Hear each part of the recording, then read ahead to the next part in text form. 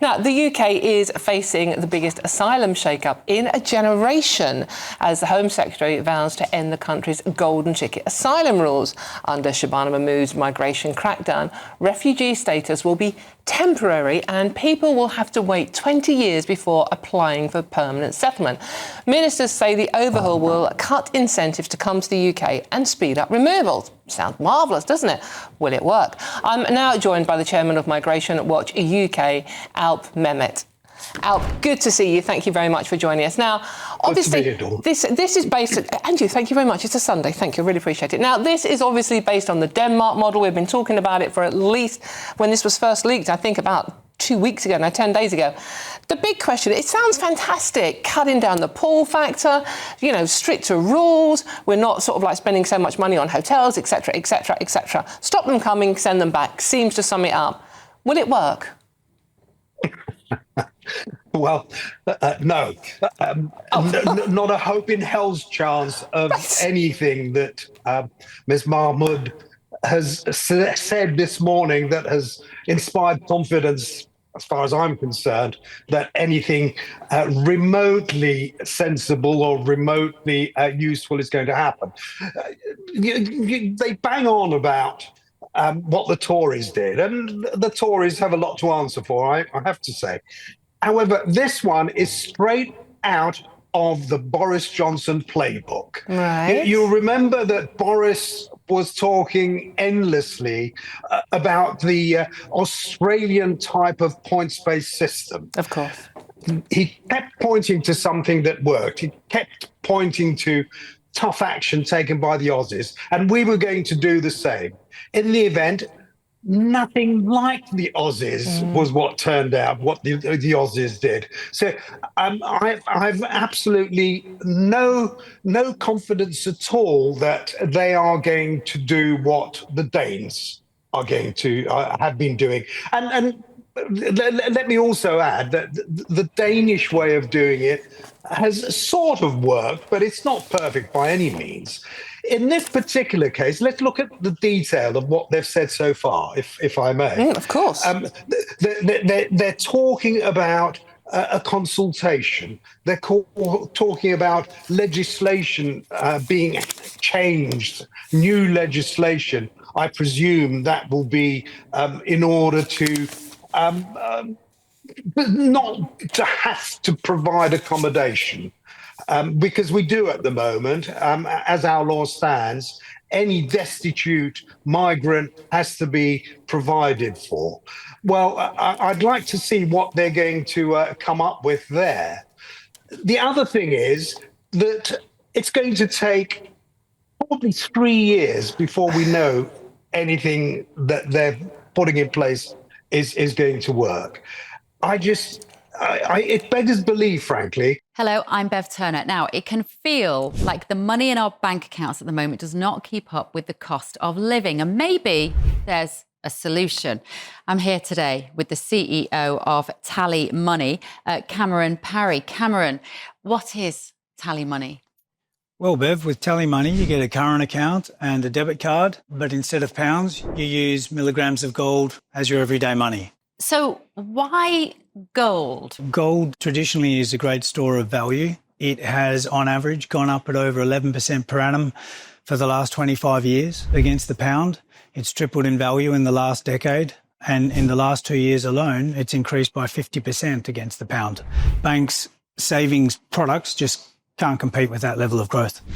But this isn't just about gold. This is about a currency that you guys have created at TallyMoney. Explain it to me as though I'm an idiot. So, look, people need to be able to hold their earnings and build their savings in a money that retains its value and remains in their legal control and remains theirs to access, away from government control. Great. You had me at not exposed to government control. You should feel safe and happy with your money. You should have peace of mind the more money you see in your bank balance, and that's the type of thing we're trying to deliver, and give people choice in the type of money they get to use every day.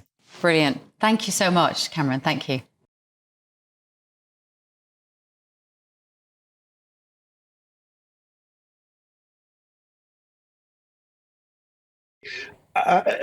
Shortly after the last election, they announced that they were going to they introduced legislation which was going to put an end to the boats coming across the channel.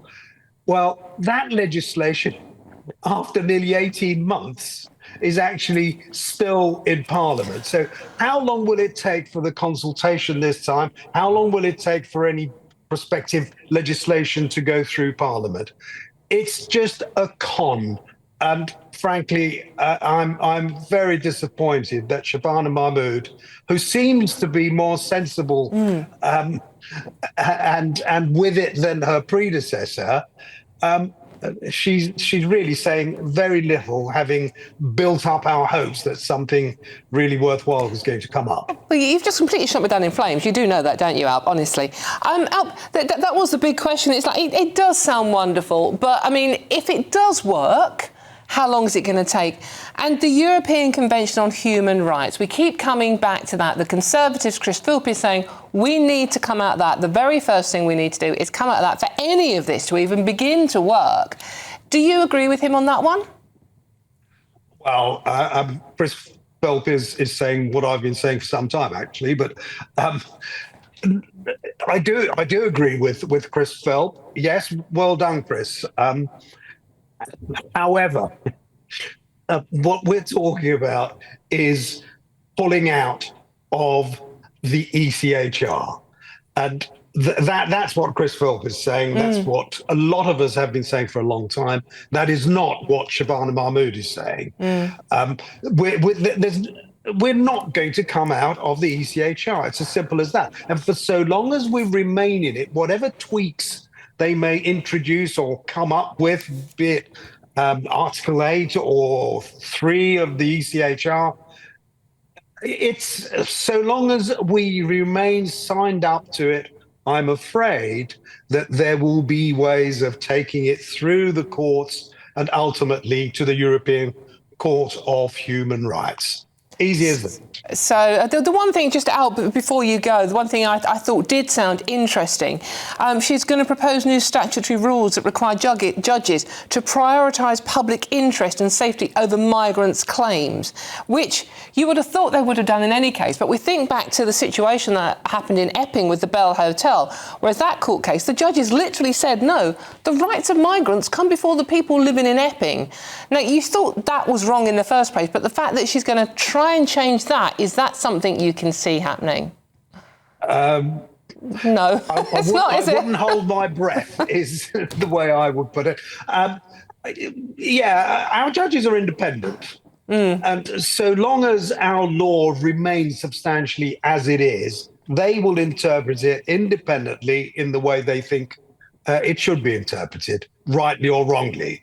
We very often disagree with what judgments they've reached, but ultimately they are doing really what is possible. And until that changes, i.e. we pull out of the ECHR, I mean, Lord Sumption, former High Court judge, yeah, he is saying now we've got to pull out, and we can pull out. So I really don't see how the Labour Party, how Keir Starmer and Shabana Mahmood can continue to resist the obvious. Well, OK, thank you very much, Alp. I would love to say you have cheered me up on this Sunday afternoon. However, as lovely as you are to talk to, you haven't. Alp Mehmet, who's the chairman of Migration Watch UK, thank you very much for joining me.